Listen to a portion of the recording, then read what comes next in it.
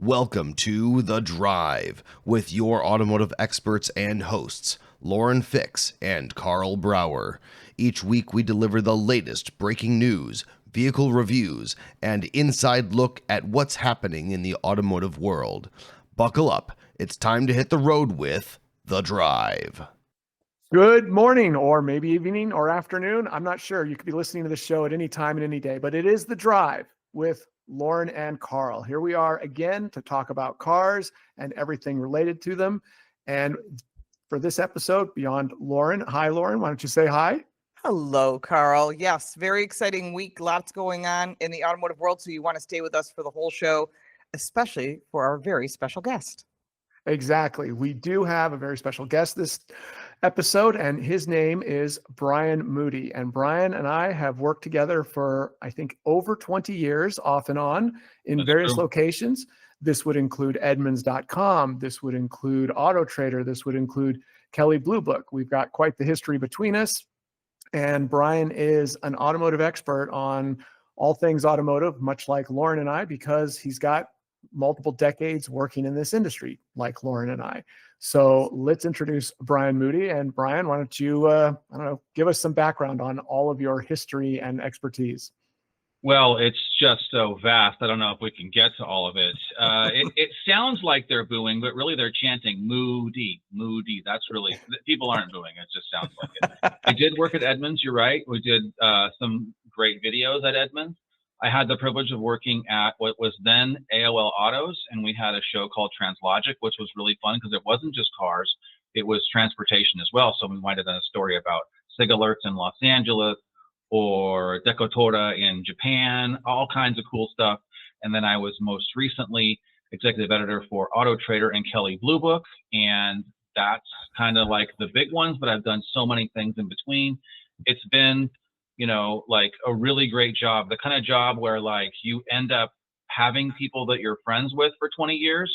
And then there's people where you're like, I don't even know if we're friends, but I've known them for 25 years. So it's an interesting job for sure. Well, I think what's cool, Brian, is that your daughter Grace is into cars as well as your son, Yes. just like Karl's kids are into cars, and my kids are into cars. So we have a lot in common, and we've known each other a long time. And I didn't push it, by the way. I did not make my kid. She's the one that came to me and said, I think I might want a car that no one knows what it is in the high school parking lot. And I was like, that sounds like something I would say.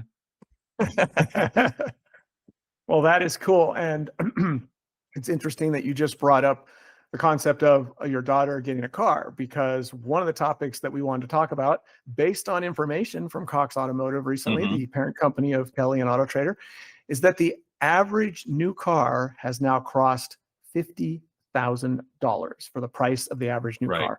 And just to give people perspective, as recently as 2019, I looked this up, the average price of a new car was $33,000. So it hasn't doubled in 5+ years from 33 to 66, but it's gone up a lot from 33,000 to 50,000.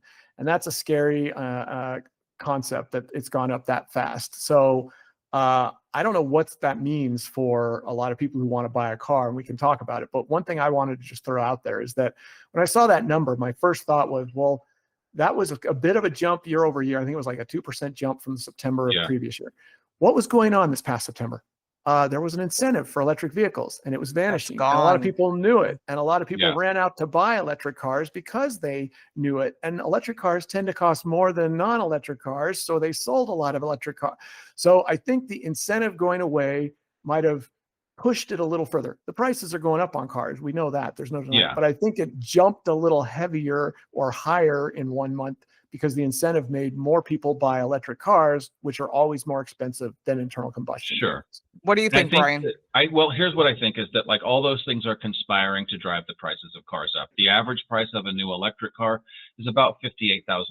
So the price we're talking about is the average transaction price from Kelley Blue Book. And my prediction is that next month, the average transaction price will go down.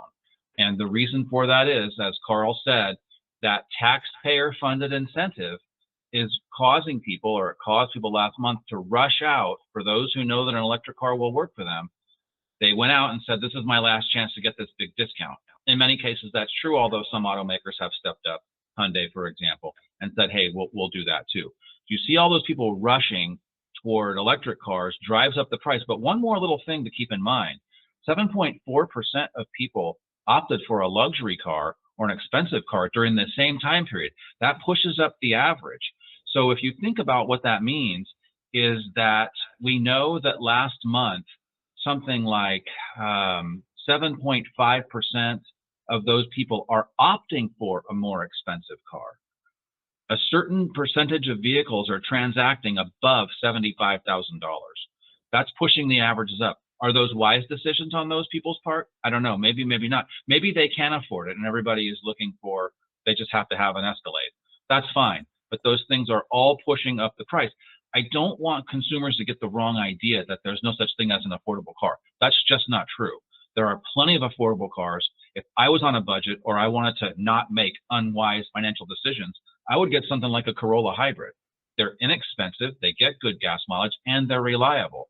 Getting a luxury vehicle, it's a depreciating asset, and yet you see people continuing to opt for expensive cars. So all of that together is reason why we're seeing the average transaction price go up over $50,000, although it's just barely over $50,000. Let's just put that into park for 1 second, because I do want to talk to you about used cars when we come back after the break. Welcome back to The Drive with Lauren and Karl. And this week, our special guest, Brian Moody, from, well, a long history of working everywhere, including Auto Trader, Kelley Blue Book, and Edmunds, and an expert on cars, just like Lauren and I. This segment is brought to you by IC Cars. IC Cars is the #1 car search engine on the internet. It helps you find the vehicle you're looking for with nationwide listings, as well as a long list and full range of studies and consumer guidance to help you not just find the car, but understand which cars you should be buying based on what's happening in the marketplace. All right, so the topic for this segment is ICE versus EV and what kind of experience it delivers. You mean gas powered, ICE, internal combustion engines. God, you're right. We speak in 3-letter acronyms. In today's world, I guess I shouldn't be saying ICE for internal combustion engine anymore because it has other connotations. So anyways, an internal combustion engine versus an electric motor, or even a hybrid somewhere in the middle. What does that mean in terms of the image and the experience that you get from the car? And let's start with Brian. You and I had already talked. Do we think that you need an internal combustion engine to have a luxury or performance car experience? I think so. Go for it. Oh my gosh, do I have opinions? Also, I'm gonna try to take it not as a personal insult that you did not mention my time at Cal Auto Sales and Leasing in Sacramento, California, because I'm telling you, I replaced a lot of water pumps. So let's include that. Okay, so here's how I came to the conclusion. I wrote an article for the AJC. This is the Atlanta Journal-Constitution, which is in Atlanta, the big main paper there. I didn't plan to do this topic. I didn't plan to come to this conclusion, but it came naturally. I was driving a BMW SUV. I think it was the XM. I think that's what it is. And BMW has done a great job, Mercedes too, of giving you sights and sounds that make driving the electric version or the plug-in hybrid version of their as an experience, right? Like it's not just car goes. It's an experience. The screens, the sound. So I'm cruising along in this BMW SUV that's a plug-in hybrid, and while it's in electric mode, it's doing all that. And you're like, oh, this is really cool. Like it kind of mimics the sound of the engine. And then on some back road in North Georgia, I ran out of electricity. And the turbocharged V8 engine kicks in. And immediately, I was like, that's the real thing. There it is. That's the real thing. Everything else was an approximation, a fraud, a fake. Just like when they say, how do you get people to determine counterfeit money? You tell them to handle the real thing over and over and over. And as soon as you have the real thing, bam, that's why you need it. I can't see paying good money for a luxury or performance car if it doesn't have that visceral feedback. Even if it's like a Kia Telluride, the engine makes it something that the other cars aren't. All the more important for a BMW, a Mercedes-Benz, a Porsche. Porsche just said they're adding back gas. So my opinion is, if you want to get a commuter car to go from A to B and it's electric, fine. That's perfectly fine. but you have to have combustion for a car where you're buying it for the experience, to own something special. And without that, it's nothing. It's just one more appliance that nobody cares about. 100% agree, Brian.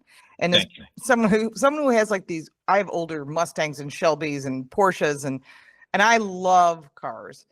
And that is one thing, you get to use all your senses but taste. I guess you could kiss your car. I think I've kissed my car, maybe.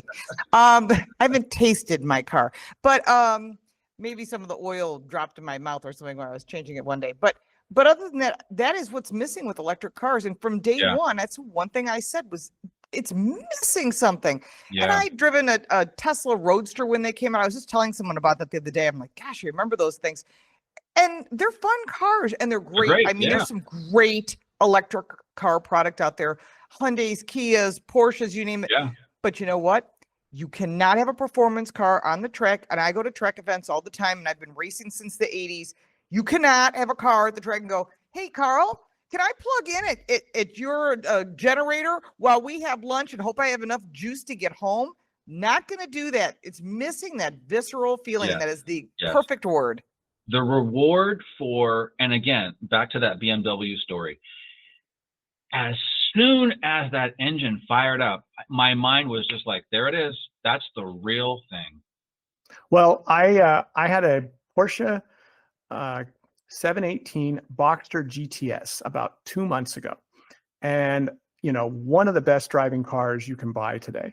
And I enjoyed it so much. And all I could think the entire time I had that vehicle was, I cannot believe this is the last year you can buy this car. It's being replaced by an electric car. And I say it, if you watch my video on my channel, I say it over and over again, because that's all I could think. It was like 1 second I'm accelerating, I'm hearing that flat six engine, and I'm playing with the gears, manual transmission.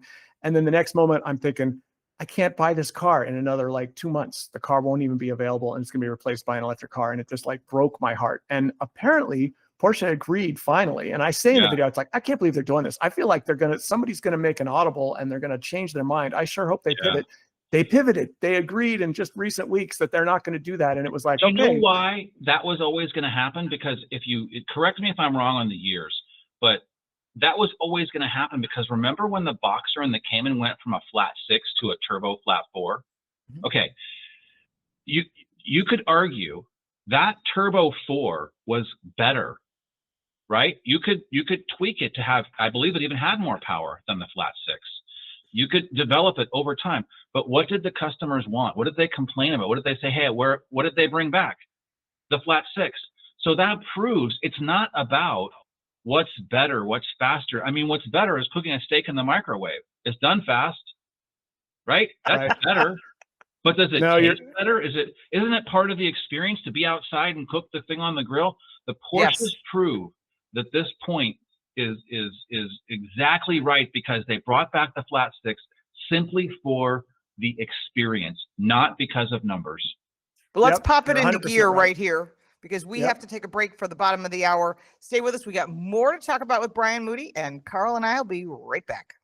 Welcome back to The Drive with Lauren and Karl. I'm Lauren Fix, and this segment is brought to you by Classic Tube. If you're thinking about restoring your car, maybe keeping your car running, look at Classic Tube for pre-bent brake, fuel, and transmission lines. They're available in original steel or in stainless steel. Stainless braided hoses are also available. Now we're back with our very special guest this hour, Brian Moody. Brian, you have a lot of experience working with used cars from Auto Trader, and I'd love to get your input on, are people looking at used cars because they're looking at the price of new cars, like Karl was saying, they're just so expensive? What are people doing, especially if they're thinking about something for a teen driver? Yes, so all of those things are true. Yes, this is what happens is people look at the price of new cars, as we discussed. The average transaction price is now up over $50,000. So everyone says, oh, I've got an idea. What if I get a lightly used car? Except that literally everyone's thinking that. So then what tends to happen is it drives those prices up too. However, I want to just say this for everybody who's thinking, maybe I can save money by leasing a luxury car. You're not gonna. That's not going to work. So if we said that the average transaction price of a new car is $50,000, well, the average listing price of a used car is about $25,000, $26,000. So right there, you can see the difference. There's no way you're going to make up all that daylight by tricky financing or leasing three cars in a row. It's just not going to happen. But there is an abundant supply of used cars, which is a surprise. We thought there would be a low supply of used cars because of the pandemic. All of those cars that didn't get made during the pandemic, because remember, they were making medical equipment or they thought they couldn't sell cars, so they slowed down production. We thought that would result in a lack of used cars today. And when we say used cars, generally speaking, in the business of we're talking about lightly used cars. We're not really talking about a $10,000, 200,000 mile car. Like, those prices are going to be what they are. It is what it is. We're talking about 1 to 5 year old cars. And right now the inventory is high. So there are plenty of used cars to pick from. And yes, that can be a great alternative to buying a new car, and you will save money most likely. So certified pre-owned is probably the hottest of the used cars, I would assume. Yeah, certified pre-owned is weird because I have my personal opinion about that, but oftentimes my personal opinion doesn't really line up with how consumers think.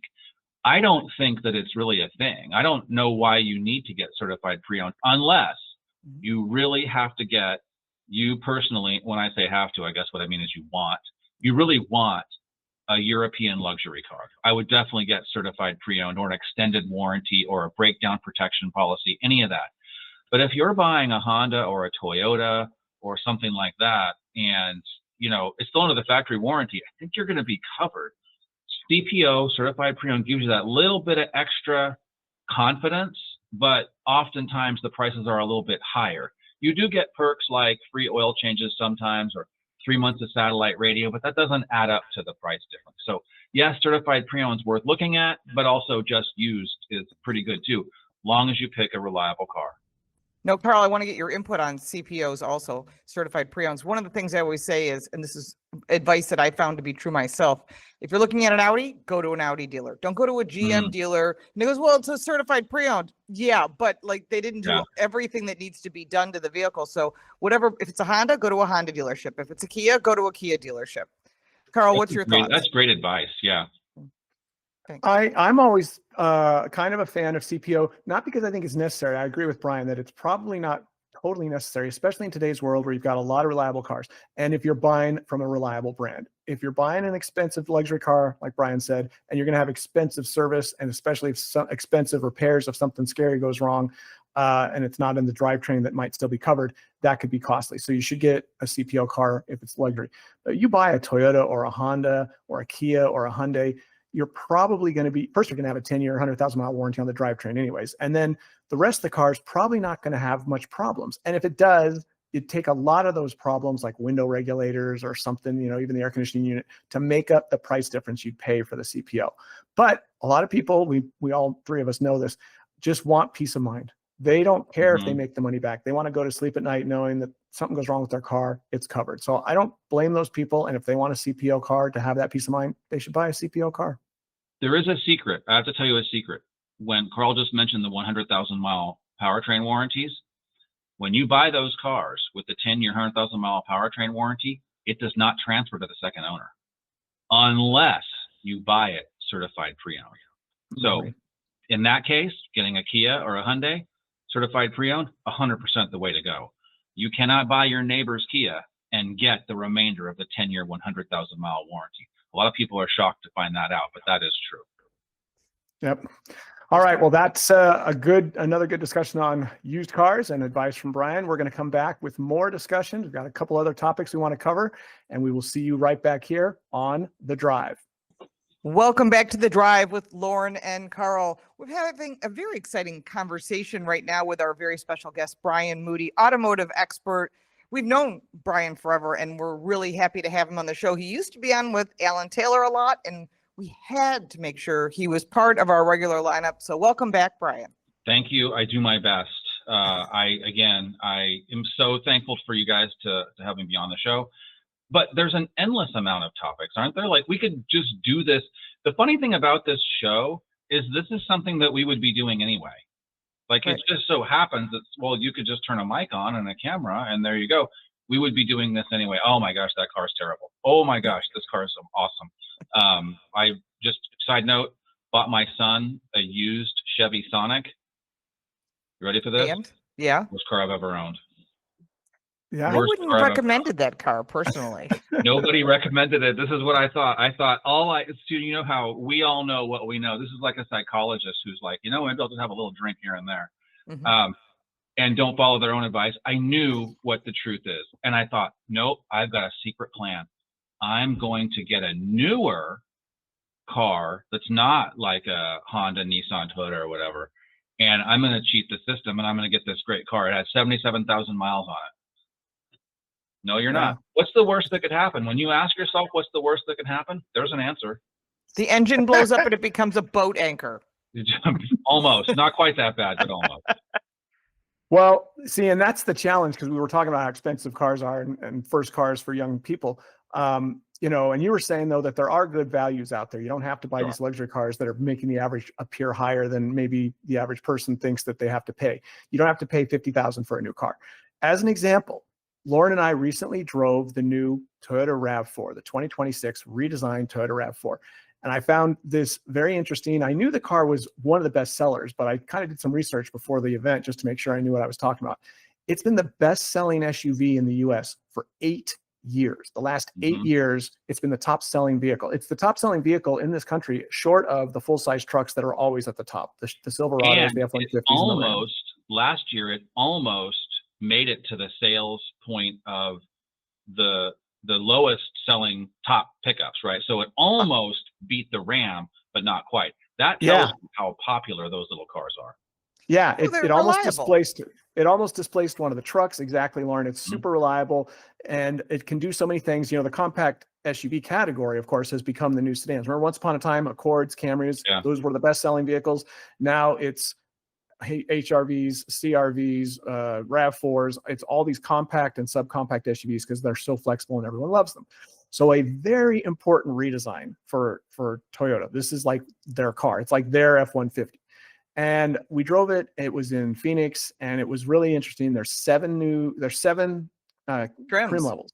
Yeah, there's a lot of range in the model line to choose from, including 2 brand new ones, the GR Sport, the first time they've applied that GR performance accolade or performance badge on the RAV4, and also the Woodland, which kind of goes along. We've seen this. I think it's the Wilderness and the Subaru trims and all these other cars. Sport.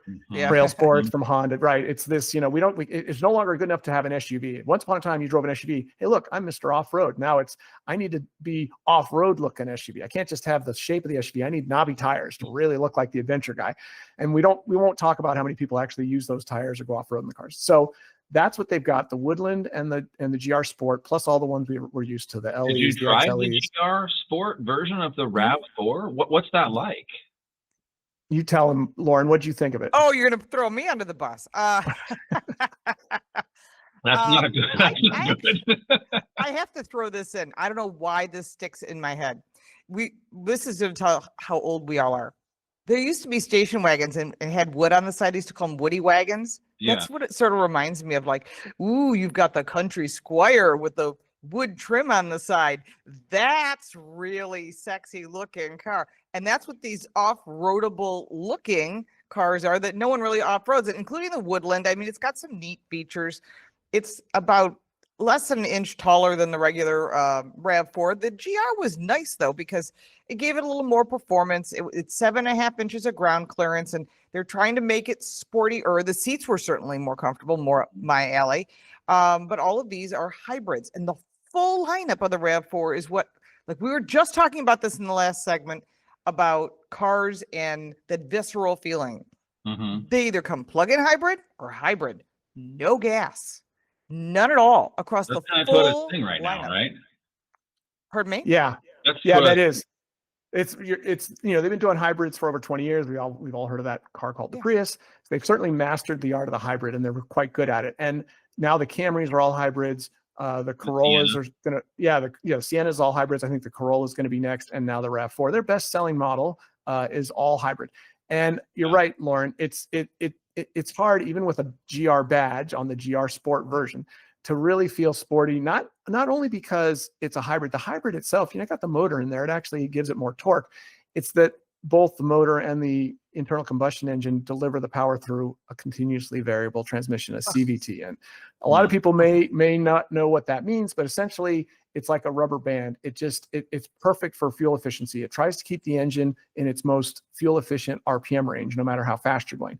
But as you can imagine, if that's what it's doing, it's the opposite of a traditional transmission. It's not winding the engine up. It's not giving you a power curve that lets you accelerate and feel it. It's muting and diluting the throttle and transmission response on purpose, because then you get better fuel efficiency. And I think that's great on cars that are supposed to be fuel-oriented cars.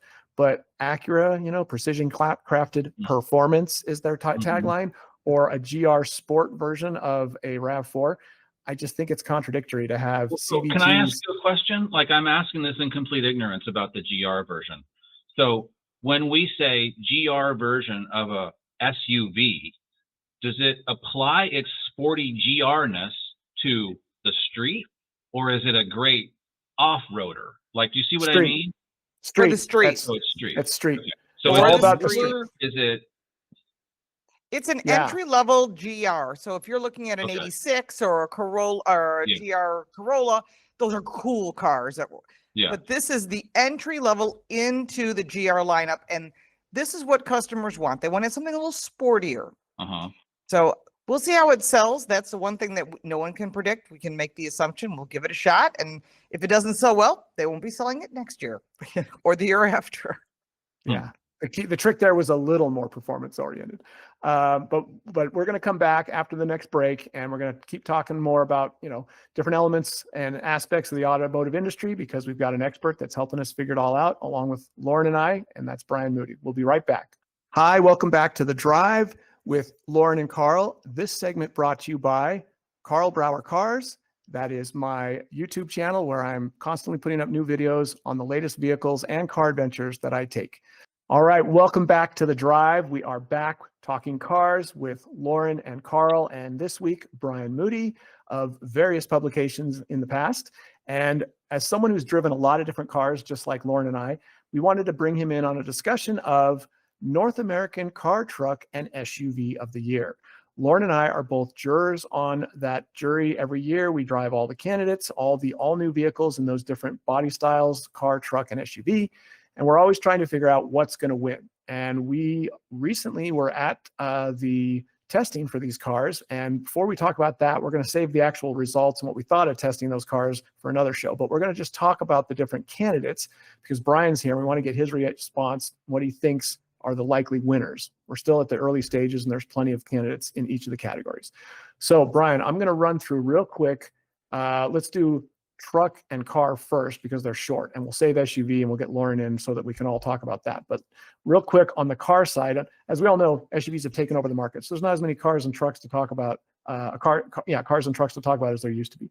On the car side, we've got the Audi A5, the Dodge Charger, which has pretty much been all electric, but now there's an internal combustion one, the Honda Prelude, the Kia K4, the Mercedes-Benz CLA, and the Nissan Sentra. And then on the truck side, we've got the Ford F-150 Lobo, the Ford Maverick Lobo, the Ram 1500 Hemi, the Ram 2500, the heavy-duty one, and the Rivian R1T quad motor.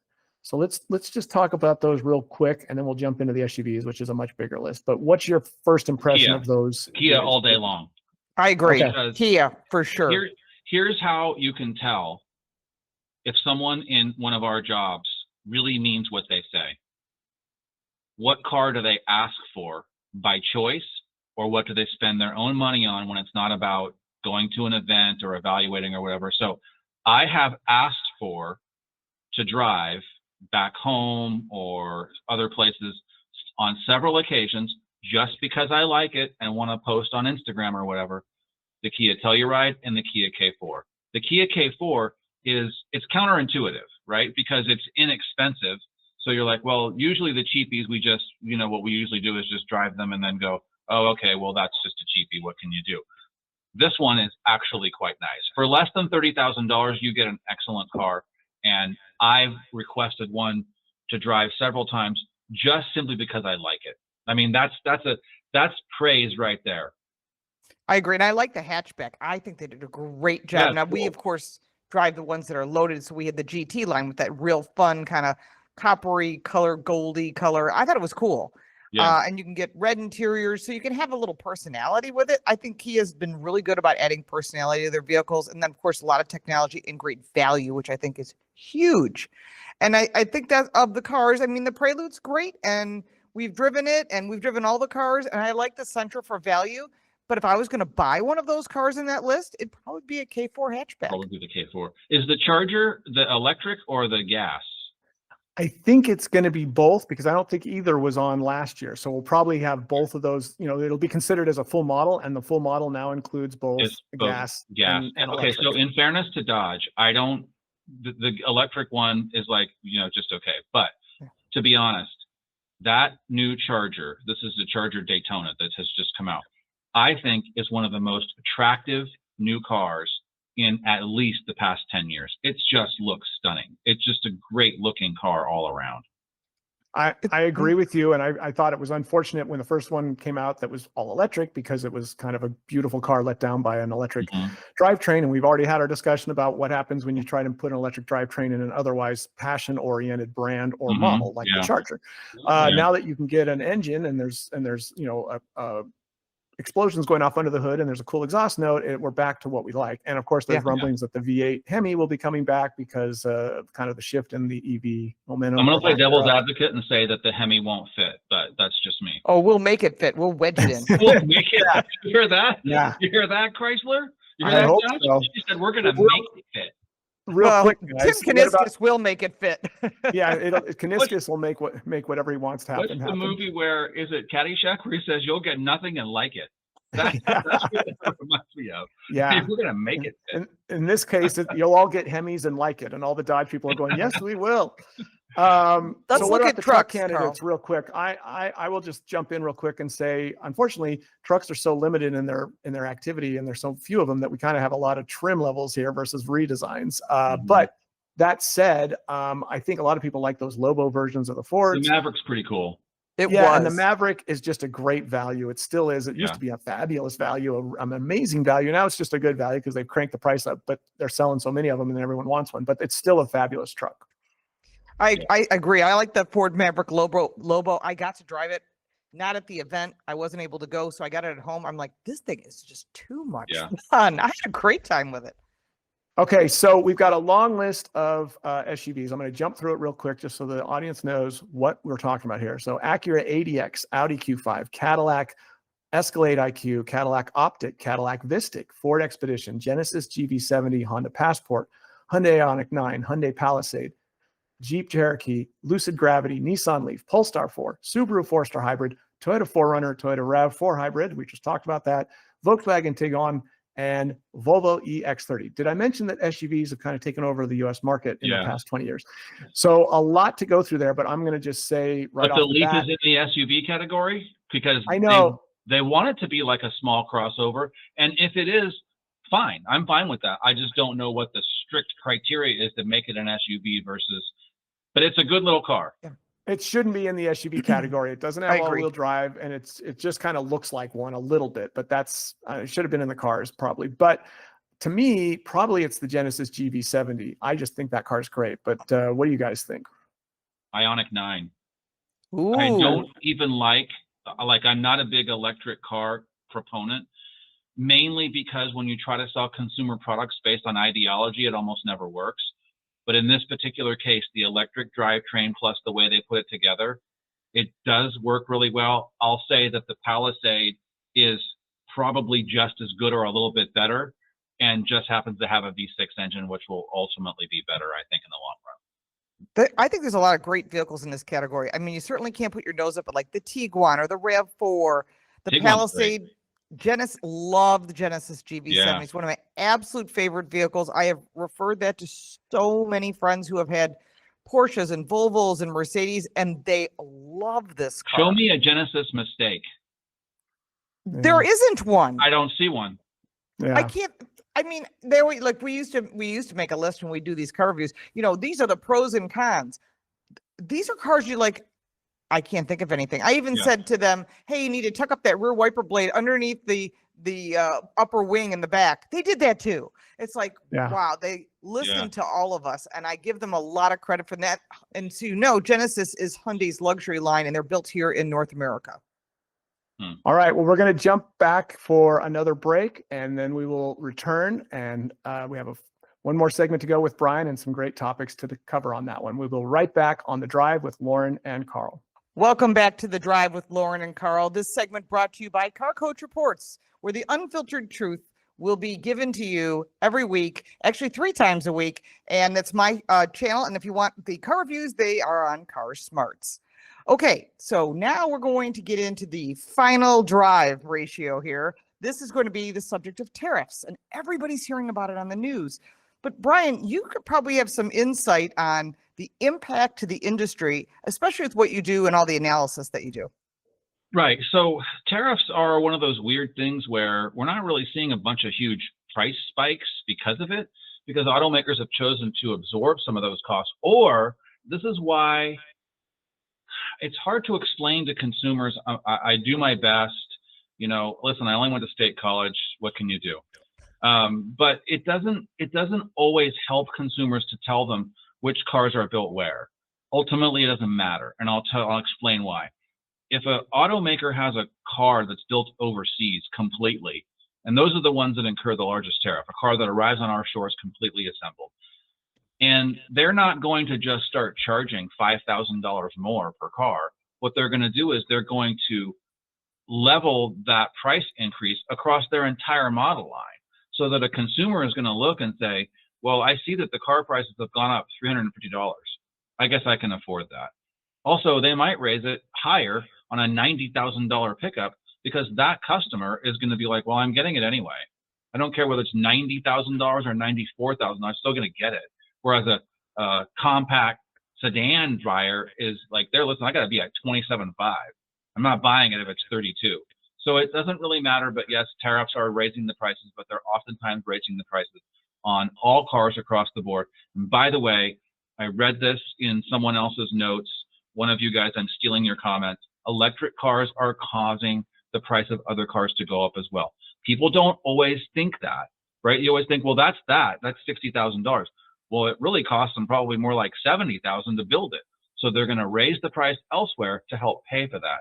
So tariffs are part of the reason why we see car prices going up, but it's not always directly actionable by the consumer. That's true. And I think consumers don't realize that. And it's great that cars are built here. And I think prices will change over time. And the reason for tariffs is not necessarily what people are thinking. It's not to punish other countries. It's to bring production back to the U.S. so we have more jobs. It used to be, when I was a kid, if you were a Ford person, your dad worked at the Ford plant, and you bought a Ford because that was the way it was. It was part of the family thing. And you always were GM. You were GM because dad worked at GM. But a lot of that's not the case any longer. Well, I think it's also helping. Like, I don't think that there's anything wrong with those places, those states, those cities where Volvo and Hyundai and Kia and Volkswagen have added factories. It helps the whole community. It's not just about cars, because now someone can have a hair salon and a sandwich shop and a shoe repair and a gas station and an Italian restaurant, whereas before maybe they couldn't.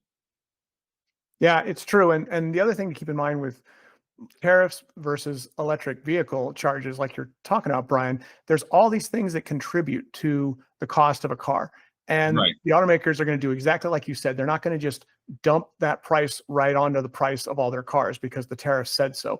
They're going to look into their supply chains and see if they can get better deals from that. Or maybe they'll reorient the supply chain. They can't do all of it 100%, but maybe they can do part of it. Or maybe you've got cars that are built in 2 locations, like maybe there's Civics and RAV4s built in the US and in Japan, and they can ramp up the production in the US and ramp down some of the Japanese production because it's cheaper to pay a triple shift at the US plant than it is to build as many as they were coming in from Japan now that the tariff's in place. What does all that mean? It means more jobs and more hours for the US workers. And the important thing to keep in mind, or at least an interesting thing, was that the president recently signed an extension to the tariff relief. He was going to charge higher tariffs. There was a plan to charge higher tariffs, but there was a relief given for 2 years. And I think that's good because what it shows is that while there was a real genuine desire to get more stuff built in the US. They wanted to do it like yesterday. And everyone who knows the car industry knows it takes years to reorient a supply chain and get a product or even a whole assembly plant built in the US. So the 2-year extension on this kind of tariff protection that was just signed for the automakers in the US, it's a realization that they want to make more stuff here in the US, but they have to have some time to make it give happen. them a chance to do that. Yes. Yeah. Yep. That's right. Well, Brian, we appreciate your time, your great insight, your expertise.